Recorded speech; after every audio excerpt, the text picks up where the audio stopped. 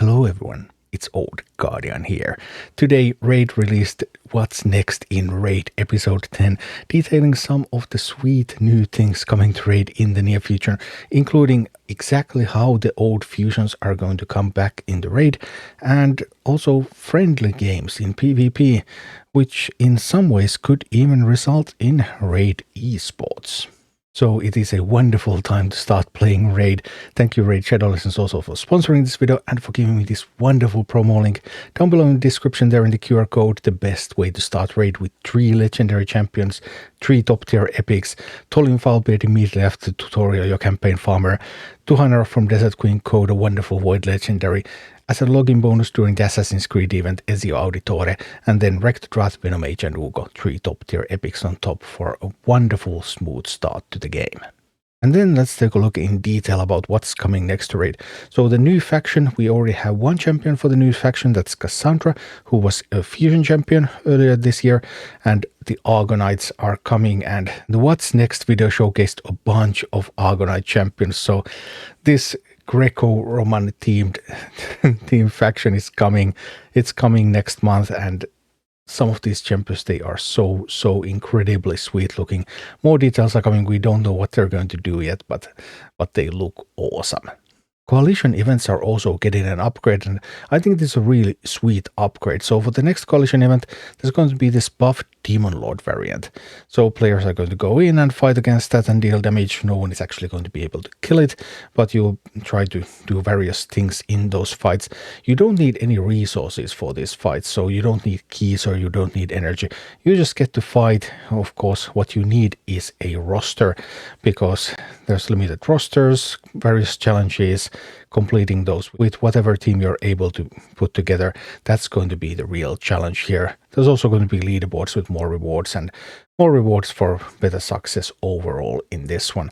So that looks like a really sweet and interesting challenge. In more minor news, Minotaur scroll overflow is going to be fixed. So currently what happens if you beat Minotaur, only one champion gets scrolls, and if that champion happens to get maxed in the scrolls without using every scroll that it gets, then the rest are just lost. But in the future, the overflow is going to work properly. So you have a champion that gets scrolls. There's going to be more scrolls available. All the rest are going to go to another champion. So you want to ensure that you have a champion in the team that's on the same level, so getting same kinds of scrolls, so that once one of them gets maxed, then the other one is going to pick up the rest. And then the 2 really big things that are coming. First of all, live arena friendly games. No cost, no reward, always available. So wait a minute, this could potentially be the beginning of Raid as an esport. That's also possible because friendly games is basically what you need in order to be able to create tournaments, create groups, and just fight it out. So Raid as esports, I don't think that is Plarium's vision though, at least initially. Only up to 30 players can be in your challengers list. So you both need to add each other to a challengers list, and then you can start fighting against each other. It's a little bit uncertain. They showed that you can just search for a player and then add them to the list. How do you remove players from the list? I suppose there's some kind of button to do that. Can you do that with no limitations? How does it work exactly? I'm not sure. Would you be able to create like a 30-player tournament and then have the challengers? Well, it might be a little bit complicated, but basically having friendly games is the requirement for any game to be able to be an esport, because that's what's needed for third parties to organize tournaments. But maybe Raid is not quite ready for that yet, and obviously in Raid you build up your champions, you build up your teams, and it's a marathon, so you can't just pick it up and start playing it as an esport immediately, because you just don't have the champion pool to do that. But who knows, maybe somehow, sometime, you never know. And the other big feature, old fusions coming back. And we were wondering, how does this work? Is it going to be like a single fusion that allows you to pick some of the old champions? Is it going to be a free limited pool? But no, this is actually a pretty sweet system. The system is permanently available, so all the old fusions are always available. Each time you complete a fusion, you get a token.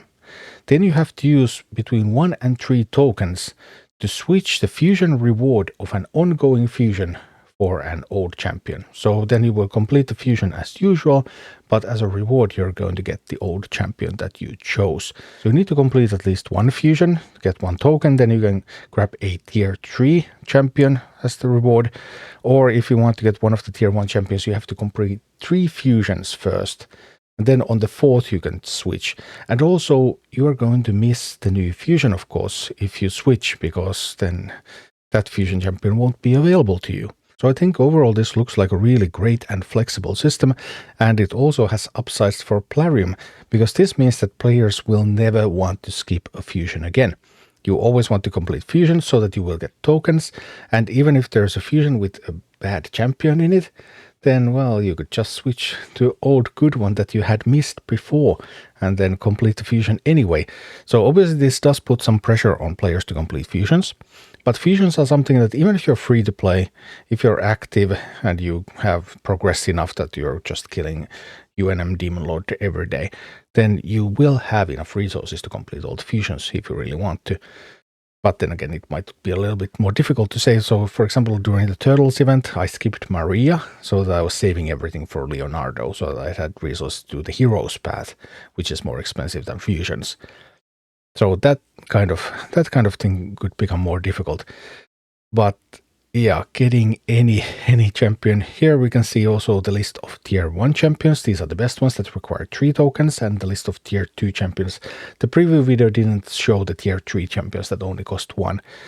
But here, for example, in the most costly one, there's Python, there's Knishak, there's Newt, there's Armand, there's Thor, there's Fabian.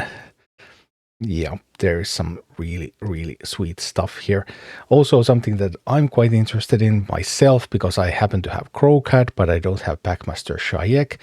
Packmaster Shayek is in tier 2, so after 2 more fusions I could try to do one for Shayek, for example. So yeah, this looks like a really sweet system. I really like this a lot.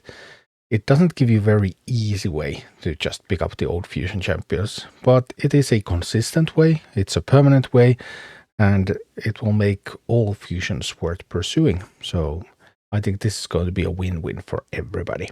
So overall, some good stuff coming to Raid, and I'm excited. Thank you for watching. Click like and subscribe if you enjoyed this, and a special thanks to all of my Patreon supporters, YouTube members and Twitch subscribers who make all of these videos possible.